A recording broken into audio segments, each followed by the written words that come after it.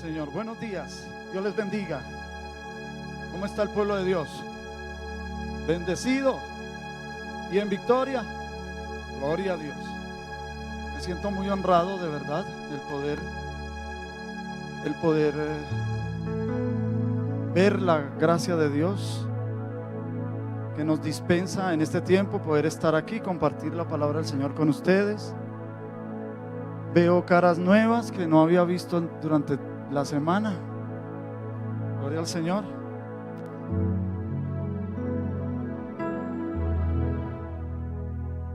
Mire al que está a su lado y dígale: eres una persona bendecida. Dígale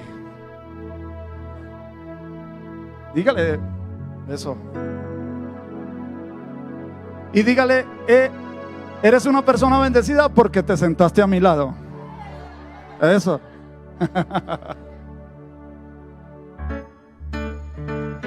Claro, claro. Dígale: ande conmigo y verá. Gracias al Señor, amén. Se ven muy bonitos, se ven muy hermosos. Todos se ven hermosos, se ven casi igual de hermosos que yo. Gloria a Dios. Vamos a ir a la palabra del Señor y vamos a abrir en la epístola de Pablo a los Romanos, capítulo 4.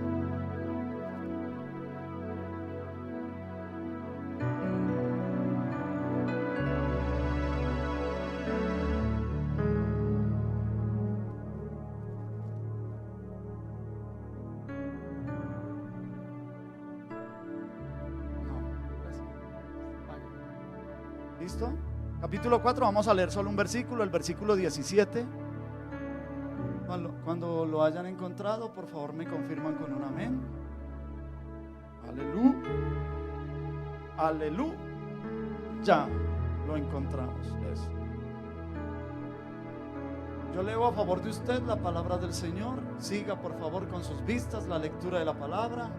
Así dice: como está escrito, te he puesto por padre de muchas gentes, delante de Dios, a quien creyó, el cual da vida a los muertos y llama las cosas que no son como si fuesen. Que Dios bendiga nuestras vidas a través de su palabra. Amén. El apóstol San Pablo en este pasaje de la Biblia habla de la justificación y pone como ejemplo a Abraham. Y dice que Abraham fue justificado por la fe. Y desde el verso 9 hasta finalizar el capítulo, Pablo concluye esta tesis. Y él dice que, en primer lugar, Abraham fue justificado por la fe, pero no fue justificado por la fe más la circuncisión. No, solo por la fe. En segundo lugar, eso está del verso 9 al verso 12. En segundo lugar, Pablo dice que la justificación no fue por fe más guardar la ley. Y en tercer lugar, eso está del verso 13 hasta el verso 17. Y en tercer lugar, Pablo dice que la justificación es solamente por la fe sola.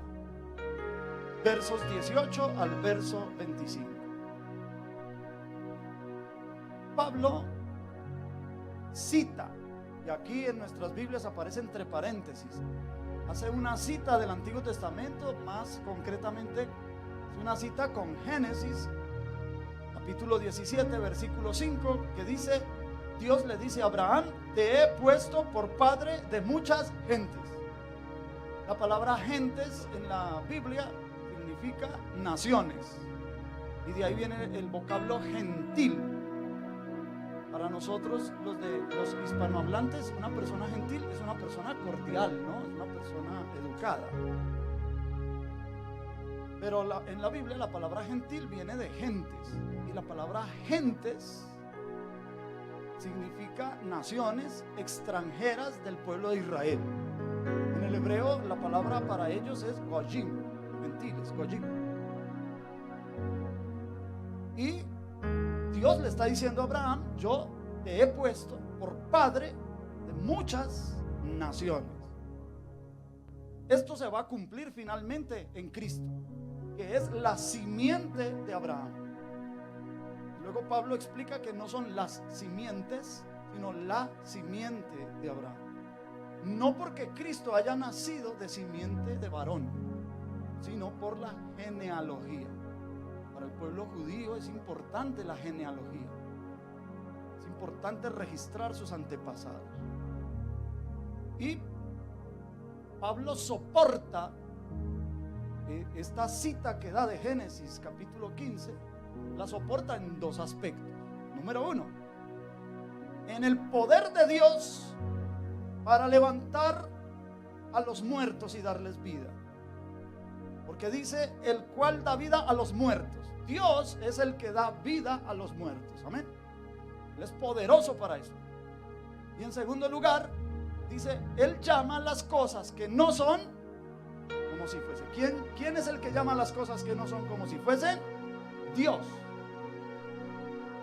Cuando Dios creó al hombre, lo creó a su imagen, conforme a su semejanza. De hecho, todo lo que creó Dios en el universo, si usted me lo permite, todo lo creado por Dios en el universo es de cierta manera una imagen de Dios. Eso lo dice el Salmo 19. Salmo 19 dice: los cielos cuentan la gloria de Dios y el firmamento anuncia las obras de sus manos. Es decir, por el solo hecho de esas cosas existir, ya revelan que hay Dios. Si usted se encuentra un reloj de pulso debajo de un árbol, ¿qué razonaría? ¿Que el árbol está dando frutos de relojes? No. ¿O que si escarba en la tierra encontrará una mina de relojes? No. ¿Hay minas de relojes? No. Usted va a razonar que a alguien se le perdió. Pero cuando usted mira en el reloj y mira que hay una marca en ese reloj, entonces se da cuenta que hubo un fabricante, alguien que lo diseñó, lo ensambló, lo puso en el mercado, alguien lo compró y a alguien se le perdió. Eso es lo que usted va a razonar, supongo.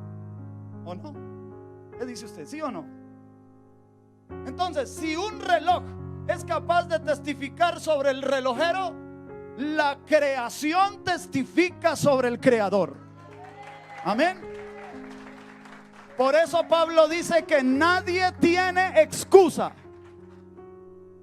porque las cosas invisibles, su eterno poder, su deidad, están claramente manifestadas en la creación. Entonces todo de alguna manera, todo revela a Dios. Por eso el salmista decía: cuando yo miro el sol y la luna y las estrellas, veo las obras de tu mano. Pero lo único en este universo que porta la semejanza de Dios, además de la imagen, es el ser humano. Pero esto de imagen y semejanza, ¿qué significa? ¿Cuál es la significación que se le pretende dar a eso que el ser humano es imagen y semejanza? Bueno, imagen representa, semejanza caracteriza. ¿No lo aprendimos?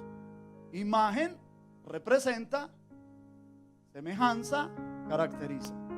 Explique, pastor. Con mucho gusto, usted me lo pide, yo se lo explico. Una imagen, cuando tú te ves al espejo. Cuando tú te ves al espejo, lo que tú ves en el espejo no eres tú, sino es solamente tu imagen. Y es una imagen ambigua. Por ejemplo, cuando yo me miro al espejo, ustedes notarán, yo tengo una desviación en el tabique. ¿Sí? Tengo una desviación en el tabique. Veo mi nariz torcida en el espejo. La veo torcida hacia la derecha. Ustedes la verán un poco desviada hacia la izquierda, a la izquierda de ustedes, porque ustedes me ven como realmente soy. En cambio el espejo me engaña. Yo me acostumbro a verme en el espejo, y por eso a veces no me gusta verme en las fotografías. No me gusta cómo quedé ahí. ¿Por qué? Porque estoy acostumbrado a verme al espejo. Porque lo que yo veo en el espejo no soy yo, es solamente mí. De hecho, las fotografías también son una representación. En los documentos de identidad por lo general se exige que vaya una fotografía de la persona, porque esa fotografía, en la cédula por ejemplo, que casi a nadie le gusta cómo queda ahí, pero qué culpa, eso es lo que nos representa. Entonces, imagen representa. Cuando Dios creó al hombre, al primer hombre, lo creó para que lo representara fielmente en esta creación. Pero además le dio la semejanza. Es decir, implantó en él algunas de sus características. Ejemplo, Dios ama y nos creó con capacidad de amar. Dios se enoja, porque se enoja. Nos creó con capacidad de ¿qué? De enojarnos. Dios se compadece. Nos creó con capacidad de compadecernos. Dios es un ser libre absolutamente y nos creó con libertad. Nos dio libre albedrío. Características de Dios en el ser humano. Lo que sucede es que por causa de la caída en Edén, la imagen y la semejanza de Dios sufrió un cambio. Se dañó la forma de la imagen y la semejanza de Dios. Ahora es muy difícil ver la imagen correcta de Dios en nuestro semejante. Ahora es muy difícil ver la semejanza correcta de Dios en nuestros semejantes.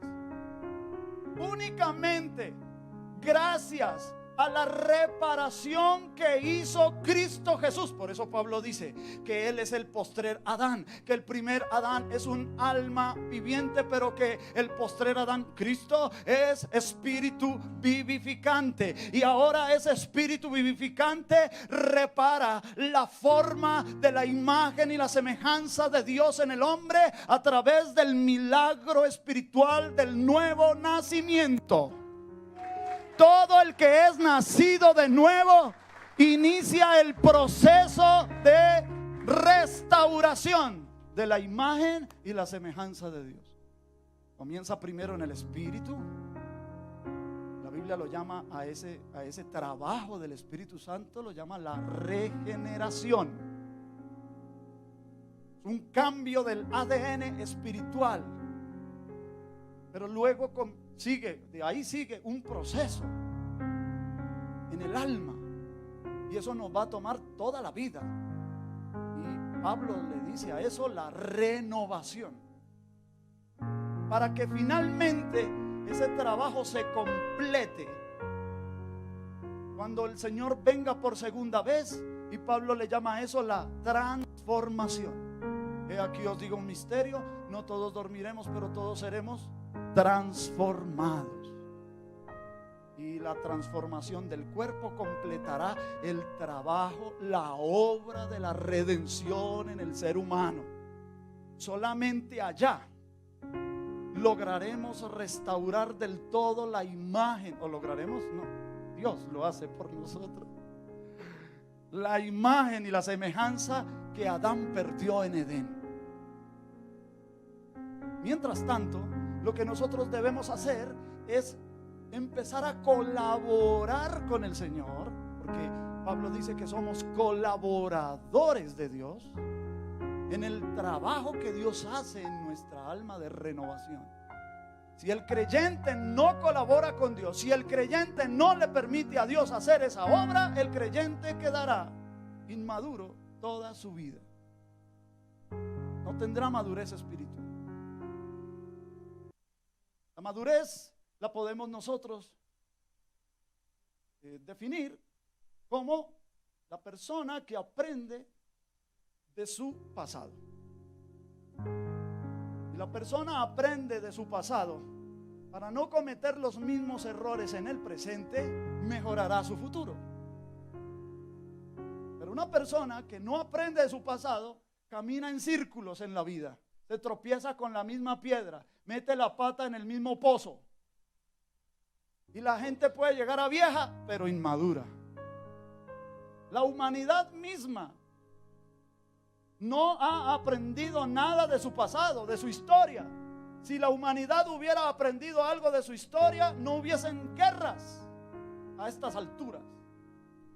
Pero la humanidad misma demuestra ser inmadura. Y el estado de inmadurez impide en un grado importante la renovación de la imagen y de la semejanza de Dios en el hombre. Cuando Dios puso a Adán en Edén, ustedes se acordarán en Génesis que le dijo el Señor a Adán: señorearás sobre los peces del mar, sobre las aves del cielo, sobre las bestias del campo y en toda la tierra.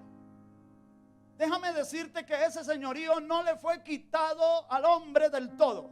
El hombre le entrega a Satanás en la caída el monopolio, si se permite, la administración del sistema. Pero el hombre conserva en cierto grado el dominio sobre la creación física. Si esto no fuera así, entonces alguien pudiera ir a darle con un hacha a un árbol y el árbol protestaría. Por eso Pablo dice, tomando también la referencia de Génesis, que Dios maldijo la creación por amor del hombre. Pablo dice en el Nuevo Testamento que Dios sujetó a vanidad la creación. Porque donde Dios no sujete a vanidad a la creación extinguiría a la raza humana. ¿Saben ustedes que los botánicos nos han enseñado que el reino vegetal tiene el poder para extinguir la raza humana si ellos quisieran? Soltarían a voluntad esporas que son microorganismos, semillas microscópicas, invisibles. Las soltarían en abundancia por el aire. Nosotros las respiraríamos, nos infectaríamos y moriríamos en menos de 24 horas. Es más letal que el ébola, si alguien alguna vez escuchó de eso. Es más letal que el anthrax, un arma química. Ustedes recordarán, ¿no? Los añejos, los del Antiguo Testamento. Los más nuevitos les toca que investiguen y lean historia. Si la creación quisiera, nos extinguiría. Por eso Dios dejó que el hombre conservara el dominio sobre el mundo físico, pero el sistema del mundo fue entregado a Satanás. Satanás se lo dijo a Jesús en la tentación al desierto: todos estos reinos y su gloria te daré si postrado me adorares, porque a mí me fueron entregados y a quien quiera yo se los doy. Y no, Jesús no revierte esa prerrogativa a Satanás. No le dice: insolente, mentiroso, ¿qué te pasa? Yo soy el dueño. No, sí, a ti te fueron entregados, a quien tú quieras se lo das, pero escrito está: al Señor tu Dios adorarás y solo a Él servirás. Amén. Para los adoradores, ya que cité este versículo, para los adoradores, no están todos, pero bueno, ustedes le pasan la voz a los otros. Un adorador será incompleto si no sirve. Porque el Señor hubiera podido decirle: al Señor tu Dios adorarás. Con eso lo hubiera hackeado. Pero añadió: y solo a Él servirás. Un buen servidor es un buen adorador. Amén. Un buen adorador será un buen servidor. Bueno, pero me estoy desviando. Entonces Dios le entrega al hombre el señorío porque Él es imagen y semejanza. Él pecó en Edén no porque quiso pecar, sino porque fue tentado. El tentador, Satanás, según lo que entendemos en las Sagradas Escrituras, fue en ese personaje o en esa criatura sobrehumana en donde se halló el origen del pecado en el universo. Fue la primera criatura en rebelarse en contra de Dios. Lo sabemos por lo que dice Ezequiel capítulo 28, desde el verso 11 en adelante. Lo sabemos por lo que dice Isaías en el capítulo 14, verso 12 en adelante. Y aunque algunos estudiosos de la Biblia no están de acuerdo que la referencia en Isaías 14 sea a Satanás, puesto que en el verso 4 de ese capítulo Dios le dice a Isaías, profiere un proverbio contra el rey de Babilonia. Entonces hay algunos estudiosos de la Biblia que dicen, no, esta profecía no es para Satanás, es para el rey de Babilonia, porque es el contexto. Sin embargo, no tienen en cuenta que los profetas de Dios utilizan figuras literarias para expresar sus profecías. La figura literaria que usa Isaías, porque Isaías dice que ¿cómo caíste del cielo, oh lucero, hijo de la mañana? Tú que decías en tu corazón, subiré a lo alto, junto a las estrellas del cielo estableceré mi trono. Me sentaré en el monte del testimonio a los lados del norte, sobre las alturas de las nubes me sentaré y seré semejante al Altísimo. Solucionemos primero si esto era dicho para el rey de Babilonia, que debió haber sido Belsasar, uno de los descendientes de Nabucodonosor, o si sí se lo dijo a Satanás. La figura literaria que utiliza el profeta se llama metonimia. Metonimia, una figura literaria que se pronuncia una parte para referirse a un todo. Voy a poner un ejemplo. En los llanos de donde yo vengo, la gente tiene ganado. Y allá alguien dice, fulano de tal tiene 60 cabezas de ganado. Si no entendemos que eso es una metonimia, una figura retórica, pues nos vamos a imaginar que la persona, quién sabe dónde tenga las 60 cabezas, 60 cabezas tal vez las tenga como colgadas ahí como trofeos. O entendemos que es una referencia a la vaca completa. Entonces está diciendo que tiene 60 vacas. ¿Sí o no? Eso es una metonimia. Pero hay diferentes tipos de metonimia. Y la que utiliza el profeta Isaías es el hablarle al continente para referirse al contenido. En otras palabras, ¿le está hablando al rey de Babilonia? Sí, pero finalmente se dirige al que habita en el rey de Babilonia, que es Satanás. Y le dice cuál fue su pecado. Tú decías en tu corazón, subiré a lo alto, junto a las estrellas del cielo estableceré mi trono, etcétera, etcétera, y seré semejante al Altísimo. Lo que quiso Satanás no fue ser más que Dios, ni tampoco igual que Dios. Lo que quiso Satanás fue la semejanza de Dios. Porque no tenemos más versículos en la Biblia que nos afirmen que Él quiso ser igual o más que Dios. Sabemos que quiso ser independiente de Dios por querer tener la semejanza de Dios. Y parece que allá en el cielo le contestaron a Satanás: no se te dará la semejanza a ti, porque la semejanza está reservada para una criatura, que es la criatura humana. Nosotros somos la única criatura en el universo que portamos la semejanza de Dios. ¿Y por qué Satanás quiso la semejanza de Dios? Porque Satanás veía, y lo sabemos por textos como Job capítulo 38 verso 7, que ellos, los ángeles, estuvieron presentes y alababan al Señor cuando Dios formaba la tierra. Pero Dios, creando la tierra, la creó con su palabra. En Hebreos capítulo 11 verso 3 dice: por la fe entendemos Porque esto toca entenderlo por la fe, porque nadie estaba presente allá cuando Dios dijo: sea la luz, y fue la luz. Nadie estaba presente, entonces toca entenderlo ¿cómo? Por la fe. Por la fe entendemos haber sido constituido el universo por la palabra de Dios. De modo que lo que se ve fue hecho de lo que no se veía. Es prácticamente lo mismo que dice Pablo en Romanos. Dios llama las cosas que no son como si fuesen. Dios habla y las cosas aparecen. Satanás quería eso. Quería hablar y ser también un creador. Pero fue réprobo y abominable. En vez de ser un ser de luz, se volvió un ser lleno de tinieblas, tenebroso. Ya Satanás no puede inventar nada. ¿Sabes que Satanás primero tiene que esperar que el hombre invente algo para él después cogerlo y torcer eso?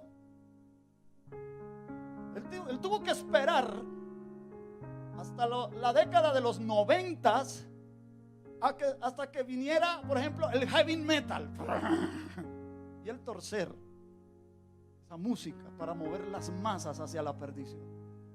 ¿Me estoy dando a entender? ¿Por qué Satanás, si él inventa, por qué no inventó ese ritmo antes? ¿Por qué no inventó el reggaetón antes? Bueno, no tengo nada en contra del reggaetón, en contra de las letras del reggaetón. Él tiene que esperar que el hombre invente algo. Él toma esa invención, esa creación del hombre y la tuerce. Porque Satanás es lleno de tinieblas. Ya ninguna luz llega a él. Por eso entendemos que Satanás no supo quién era el Mesías cuando el Mesías llegó. Solo porque los magos llegaron a Jerusalén preguntando: ¿dónde está el rey que ha nacido? Y Satanás paró la oreja y dijo: ¿qué? ¿Ya nació? Ya nació. Entonces usó a Herodes para mandar a matar los niños en Belén. Pero tal vez pensó que ahí lo habían matado y se quedó tranquilo, porque no hay reportes de Satanás molestando a Jesús durante su niñez, su crecimiento, su adolescencia, su juventud, hasta que llega el día de su bautismo. Y dice la Biblia que cuando él iba subiendo del Jordán, se abrieron los cielos y la voz del Padre se dejó oír diciendo: este es mi hijo amado. Y entonces ahora Satanás ya no solo paró la oreja, sino abrió los ojos y dijo: ah, es ese. Ahora lo voy a tentar como se tienta a un Dios hombre. Porque la tentación de Jesús fue especial para él. Yo que soy mortal, común y corriente, para mí no sería ninguna tentación que el diablo me dijera: Carlos, suponiendo que así habla, ¿no? Carlos, si eres hijo de Dios, di que estas piedras se conviertan. No, hermano, yo no tengo ese poder. Pero para Jesús eso era una tentación. Yo sufro de vértigo. Me tienen instalado en el cuarto piso. Yo me asomo por la ventana y ya me da un vértigo. Para mí no sería una tentación que el diablo me subiera por allá arriba y me dijera: Carlos, si eres hijo de Dios, lánzate. No, ¿qué? ¿Cuál? Pero para Jesús eso era una tentación. El poder de la semejanza le fue entregado al hombre, pero el hombre lo perdió. La buena noticia es que Cristo vino a recuperar lo que Adán perdió en Edén. Vino a traer de vuelta el Edén, porque para el pensamiento veterotestamentario, es decir, los del Antiguo Testamento, cuando la palabra Edén se pronuncia, se piensa en el reino de Dios. En otras palabras, Dios puso a Adán en Edén. Dice: plantó un huerto en Edén. Plantó un huerto en Edén y puso allí al hombre. Es decir, el ámbito del reino estaba presente. El huerto era el aspecto físico, el Edén el ámbito espiritual. Como eso se perdió, entonces el Señor vino con la predicación: arrepentidos porque el reino de los cielos se ha acercado. Y ahora todo lo que hay en el reino de los cielos, ¿qué hay en el reino de los cielos? Bueno, hay paz para con Dios. Amén, lo más importante, hay riqueza, hay abundancia, hay salud, hay liberación, etcétera, etcétera, etcétera. Y esas cosas pueden ser manifestadas aquí ahora, porque en el Padre Nuestro nos enseñó a orar: venga tu reino, Señor, venga tu reino. Pero nosotros, a pesar de haber nacido de nuevo, si somos honestos con nosotros mismos, nosotros no usamos bien el poder, uno de los poderes de la semejanza, que es hablar. Hay un libro titulado El Secreto. Su autora, llamada Rhonda Byrne, no sé si lo pronuncio bien, siempre tengo problemas con eso. Yo me guío por el muñequito de los Simpson, el señor Byrne. Rhonda Byrne es considerada sacerdotisa de la nueva era. Y en ese libro Rhonda enseña que cualquier persona, si desea algo y lo llega a desear con tanta fuerza, hará que eso que desea venga a usted. Así de fácil, así nada más. Ella enseña sobre la confesión positiva. Me gusta poner este ejemplo: que si tú vas en el automóvil, vas a hacer una diligencia por allá en el centro, pero tú sabes, a esta hora los parqueaderos están llenos. Entonces, que si tú confiesas positivamente, diciendo, mientras vas para allá, vas diciendo: voy a encontrar sitio en el parqueadero, voy a encontrar sitio en el parqueadero, voy a encontrar sitio en el parqueadero, voy a encontrar sitio en el parqueadero. Cuando tú llegues al parqueadero, encontrarás sitio. Esa es la confesión positiva.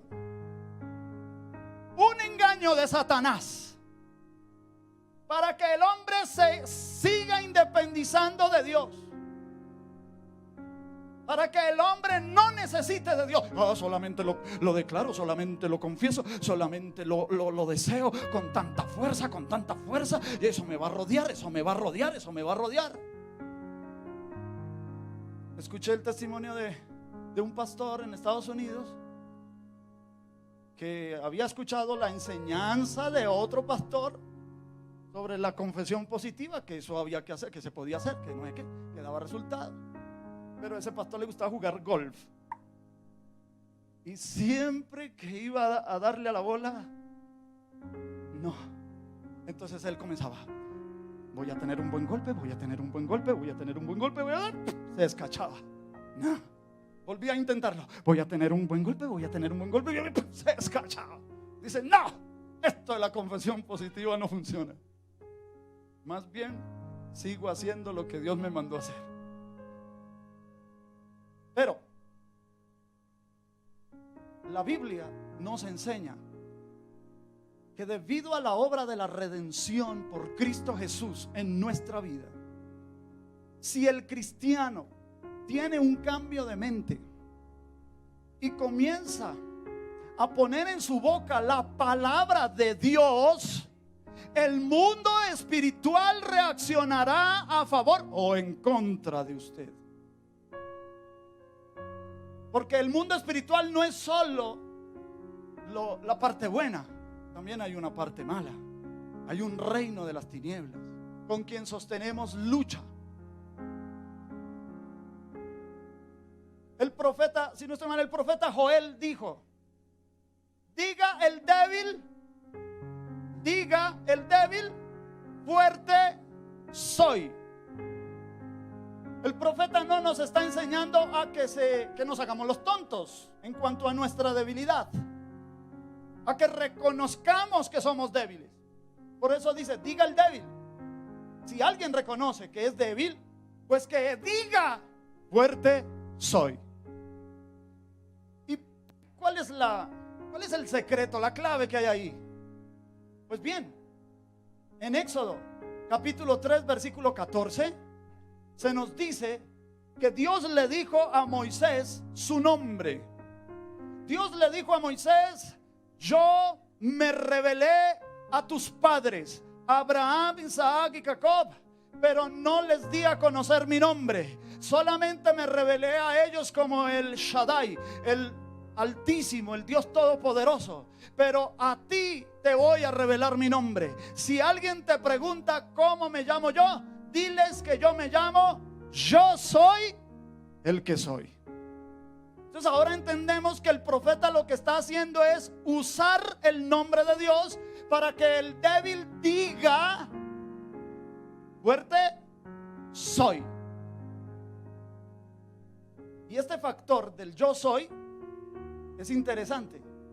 Nosotros los hispanohablantes con frecuencia mencionamos el nombre de Dios, pero Éxodo capítulo 20 versículo 7 dice que no tomes mi nombre en vano. No daré por inocente al que tome mi nombre en vano.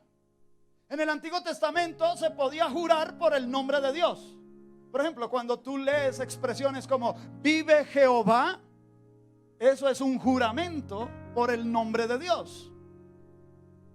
Por ejemplo, Elías le decía a Eliseo, Eliseo, quédate aquí porque me tengo que ir para Betel. Y Eliseo decía, vive Jehová y vive tu alma. O sea, juro por Jehová y juro por tu propia alma que no te dejaré.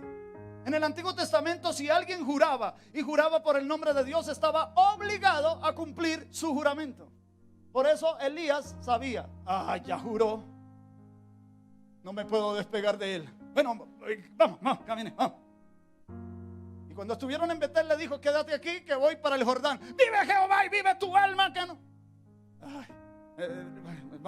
Vamos. Se podía jurar siempre y cuando se cumpliera con el juramento. Cristo, que vino a enseñarnos el sentido espiritual de la ley, no la ley de Moisés como está escrita, sino que Él le hizo unas reformas. Ejemplo, se me está acabando el tiempo. Ejemplo, oísteis que fue dicho a los antiguos, no matarás. Mas yo os digo que cualquiera que se enoje locamente contra su hermano ya es culpable ante el concilio. Hubo un cambio, porque en el Antiguo Testamento era no matar a otra persona a sangre fría, pero ahora el sentido espiritual de esa ley es odiar a su hermano. Oíste que fue dicho a los antiguos, no cometerás adulterio. Así dice la ley, que era ir a acostarse con la persona que no era su cónyuge. Mas yo os digo, cualquiera que mira a una mujer para codiciarla ya adulteró con ella en su corazón. ¿Dejó igual el mandamiento? ¿Qué dicen ustedes? ¿Dejó igual el mandamiento? Los hombres. No, más difícil el mandamiento. Porque es el sentido espiritual de la ley. Jesús, que nos vino a enseñar el sentido espiritual de la ley, nos dice que ya no podemos jurar. Los cristianos no podemos jurar. No juréis ni por el cielo porque es la morada de Dios. No juréis ni por la tierra porque es el estrado de sus pies. Ni por Jerusalén porque es la ciudad del gran rey. Ni por vuestra cabeza juraréis, porque no puedes hacer blanco o negro uno solo de vuestros cabellos. No podemos jurar. En el Antiguo Testamento se podía, ahorita ya no. En Cristo no podemos. Jesús compendia, resume, si se permite, el nombre de Dios. Y cuando nosotros a diario utilizamos sin saberlo, sin conciencia, el nombre de Dios, por ejemplo, cuando alguien dice yo soy, debe tener cuidado con lo que va a decir después. Porque la gente dice yo soy bruto.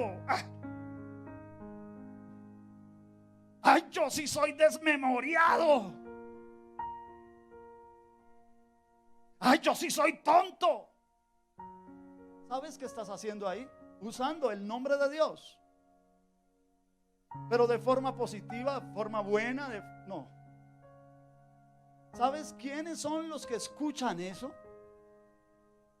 La otra parte, los del otro lado, los del reino de las tinieblas. Y ellos están prestos. Ellos son oportunistas, aprovechados. Le dimos papaya y vendrán a manifestar cosas en contra de nosotros. La esposa que tiene un esposo que no es cristiano, pero que llega borracho a los fines de semana, le dice: usted es un borracho sin vergüenza. Entre más le diga así, más se le quedará así. La mamá que tiene un hijo rebelde le dice: usted es un rebelde, yo voy a ir a la tumba por su culpa. Entre más lo diga, más rebelde se va a volver. Esa esposa sabia que usa la palabra de Dios en su boca, le va a decir a ese marido: siervo de Dios, hijo del Dios Altísimo, tú eres un servidor del Señor. Al hijo le vas a decir: tú eres un adorador, tú eres una persona transformada, tú eres una persona cambiada por el poder del Espíritu, tú eres una persona regenerada. Y si la persona toma la palabra de Dios en su boca, va a lograr manifestar cosas positivas, no cosas negativas. No es decir lo que a mí se me ocurra, lo que se me antoje, lo que se me vino en gana. No, lo que está en la palabra, ponerlo en mi boca. Escrito está, le decía Jesús a Satanás. Escrito está. Y yo también puedo decir: escrito está, cree en el Señor Jesucristo y serás salvo tú y toda tu casa. Escrito está, mayor el que está en nosotros que el que está en el mundo. Escrito está, tú guardarás en completa paz aquel cuyo pensamiento en ti persevera, porque en ti ha confiado. Tome la palabra de Dios en su boca, sálgase de su mente de vez en cuando, vaya por la madrugada, tome aceite de ungir y vaya a la almohada de ese muchacho y úngala y dice: Señor, estos pensamientos de este muchacho, Señor, los entrego a ti. Vaya, úngale los pies a ese marido, úngale para que esos pies no vayan a volver a entrar a la cantina, que cuando entren a la cantina sienta que se queme y tenga que salir. Haga algo, pierda la mente, cánsese de su situación adversa y confiese la palabra de Dios para su vida. Así es como vencemos. Aleluya. Gloria a Dios.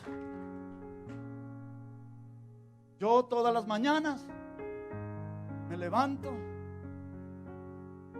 me miro en el espejo y me doy cuenta que en ese momento soy la persona más santa que puede haber.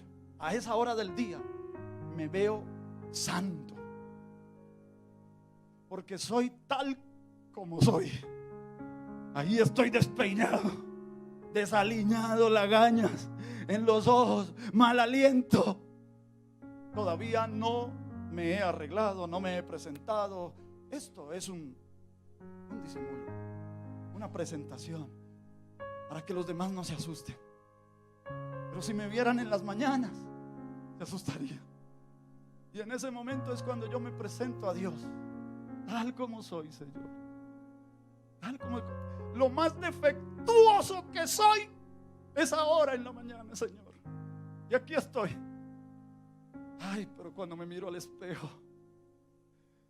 el espejo me dice: qué feo eres, qué feo eres, qué feo eres. Y yo digo: qué bonito soy, qué bonito soy, qué bonito soy. Debe ser por eso que la gracia de Dios está en mí.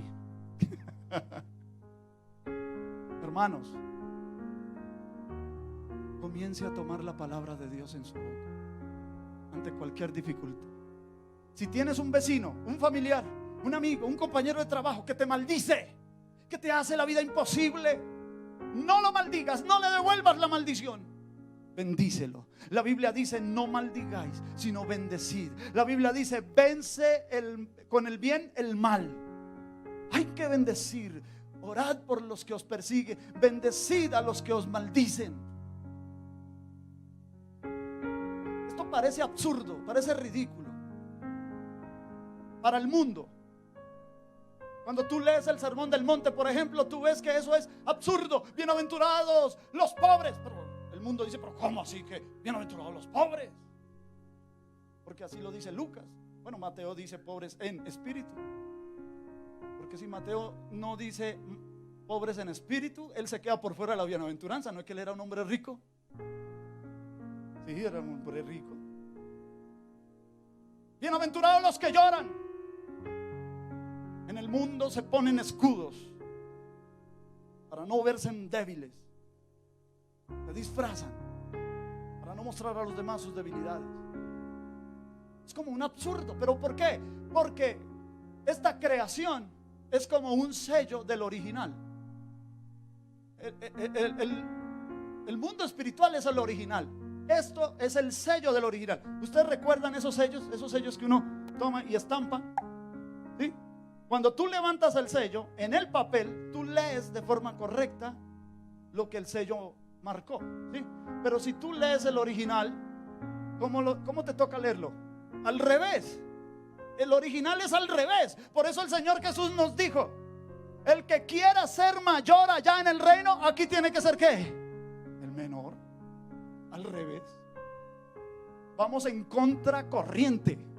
No se ponga a medirse con la gente del mundo que no tiene a Cristo. Usted tiene a Cristo y usted tiene la palabra de Dios a su favor. Usted la va a usar a su favor y usted será un vencedor. Dele gloria a Dios. Dele gloria a Dios. Aleluya.